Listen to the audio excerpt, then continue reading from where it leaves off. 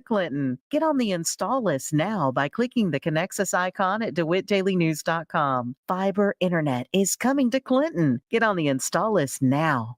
MR Systems Wireless is your local internet provider for Clinton and surrounding area. They have the products you want and the local service you deserve. MR Systems Wireless Internet service for home or business includes unlimited data, unlimited streaming, and unlimited calling. Plans start at just $48 a month and get a free Roku 4 lease with our media packages. Get the speed you need with MR Systems Wireless. Call them at 935-2100. That's 935-2100 for MR Systems Wireless. Do challenging weeds cloud your view of clean cornrows? It's time to shift your focus to residual weed control that won't quit. Introducing Store-In Corn Herbicide, an innovative formulation of 4 residual active ingredients that provide consistently clean rows and maximum weed control, up to 3 weeks longer than leading corn herbicides. For a focused weed management strategy that works, talk to your Syngenta retailer about Store-In. Always read and follow label instructions. News time, 10 minutes after 7 o'clock on this Monday.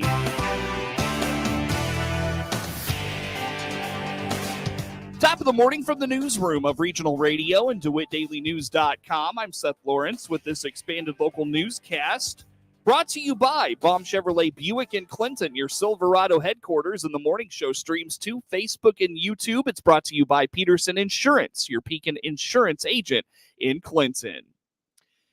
Community Action started its Holiday Hearts for Kids giving program back in 2020 as the COVID pandemic impacted families across the 6-county service area of the nonprofit. It was so successful, the agency continued it in the years after, and it continues into 2023.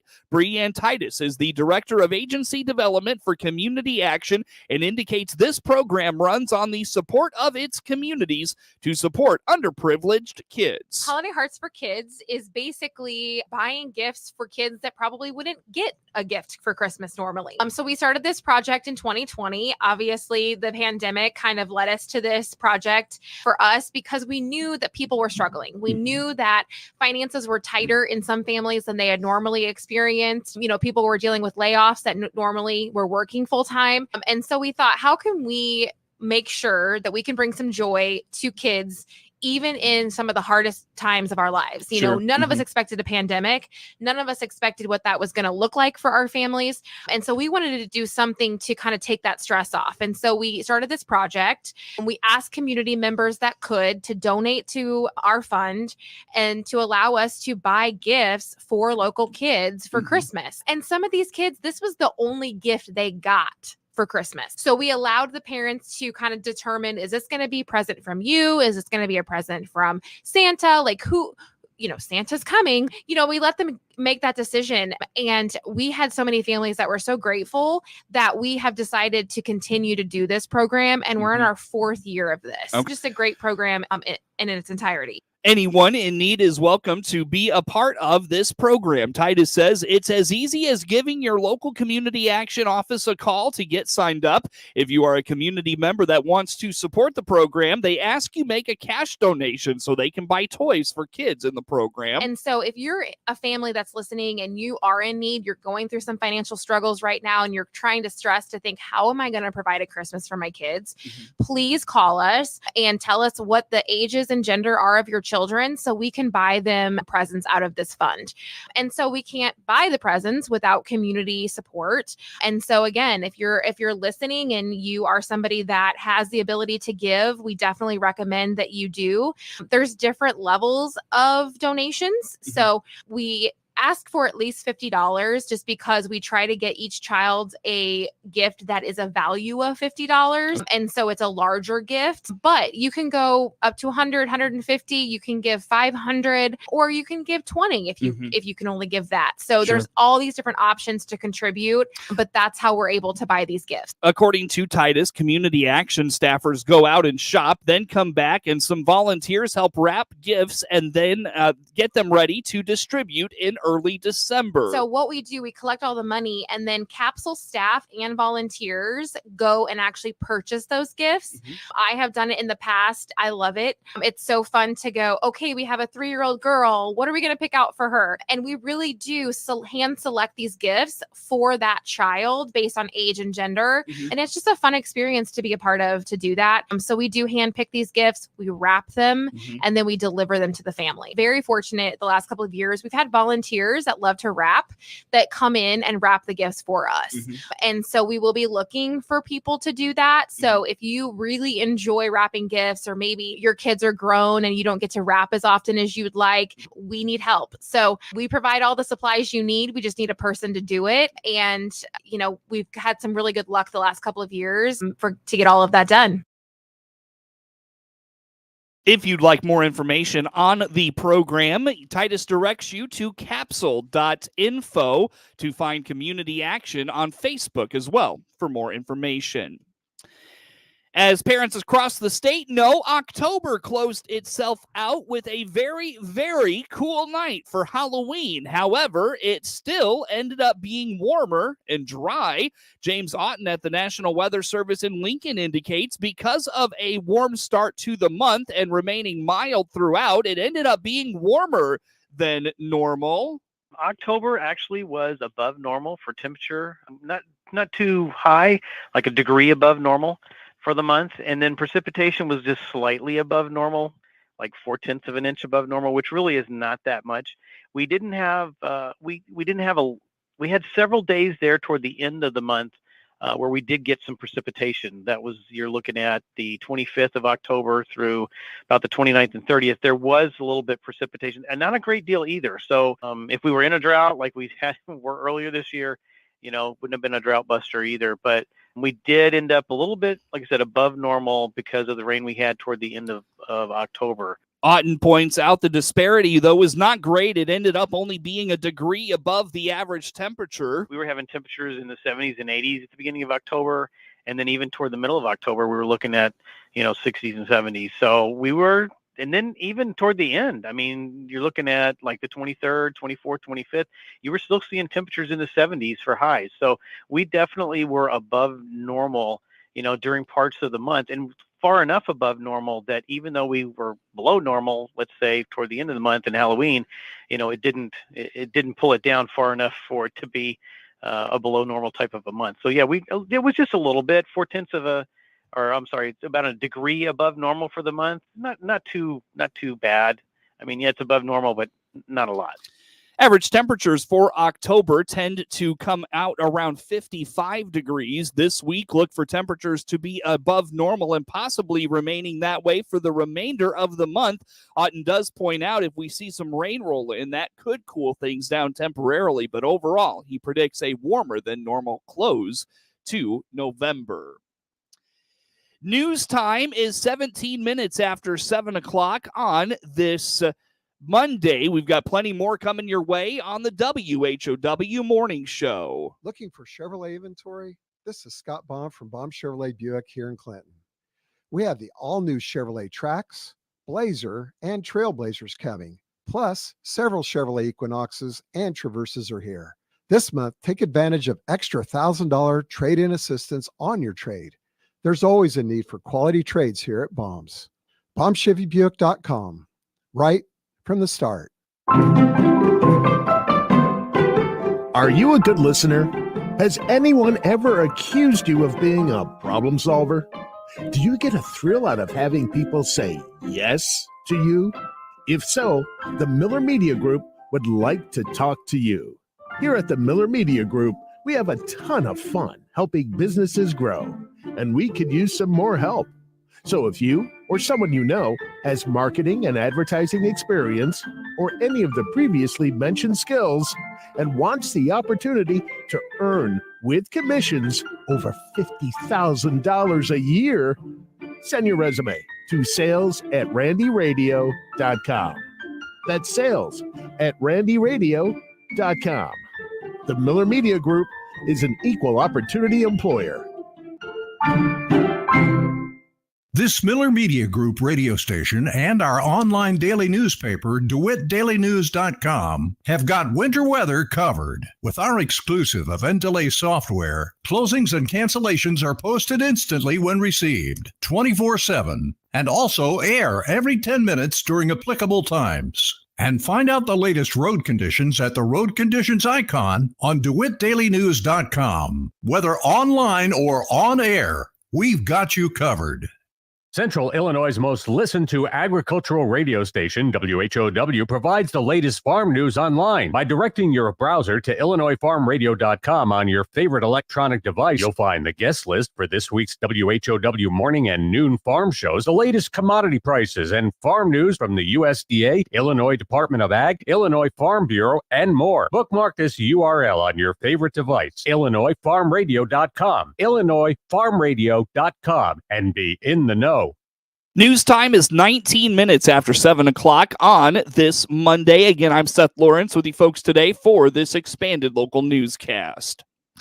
An Ag in the Classroom County coordinator is helping with an effort to find substitute teachers. We're trying to encourage farmers when they are not in the field or doing all of the things that they do to get into classrooms and help with our substitute teacher shortage. I think what a better way for a farmer to share their passion than to help by substituting in a classroom. Also, we're encouraging substitute teachers in three counties that our Regional Office of Education support. We're providing them a teacher toolkit. And all of the entities that come with Farm Bureau have donated different items to help substitute teachers have success in the classroom. And we're trying to lift up or encourage substitute teachers all over our area and to give them 5-minute lessons about agriculture or about conservation or being a good steward, so that they have something that they can go to if they have a time when the kids are getting a little bit wild. And it has gone over really big, and it's very appreciative of the new substitute teachers. That is Maria Ferris, and is the Ag in the Classroom coordinator for Williamson County. An Illinois lawmaker wants the federal government to purchase flags only made in the United States. It's part of the American Flag Act introduced by Illinois Democrat Eric Sorensen and South Carolina Republican Congresswoman Nancy Mace. The bipartisan legislation would end the current mandate that requires the federal government to purchase only 50% of American-made material. Congressman Sorensen, though, it was made known to me that the United States flag, the Star Stripes, that the federal government buys to put on our federal buildings, they don't have to be made in America. And so I did a double take. Wait a minute. How do we fix that? We should be able to know that when the federal government is buying an American flag, that it's built by American people in an American factory. And so, I've got a bill today that hopefully will get to the floor next week. I'm working with Congresswoman Nancy Mace from South Carolina. It is already working through the Senate. And so this has a really good chance of passing. And so, while we talk about the dysfunction of Congress, we have to find the wins where we can. There's so many pressing challenges. And, here's an instance where Republicans and Democrats can work together. And, I hope the people back home know that I'm willing to work with anybody to solve the problems. And actually having flags that are made overseas on our federal buildings, it's a problem. If the legislation passes, the federal government would be required to purchase the flags and materials only from companies that complete the manufacturing process in the United States. The United States Ag Secretary's visit to the 96th Annual National FFA Convention included memorable moments and recognitions. Rod Bain has this report.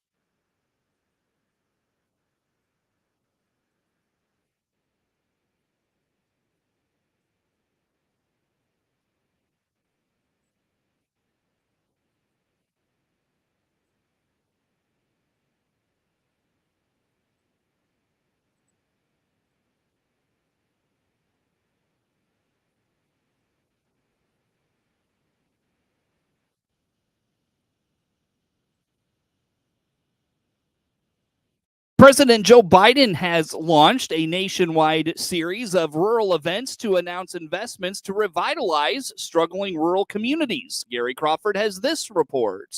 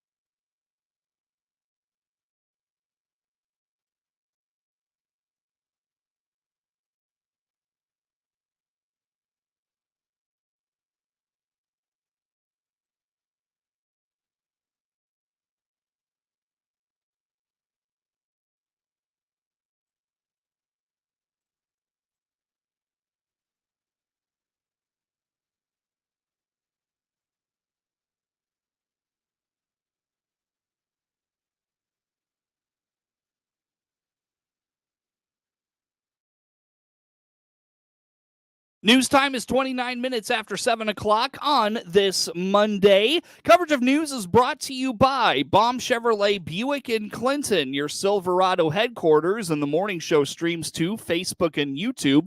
Brought to you by Peterson Insurance, your Pekin Insurance agent in Clinton.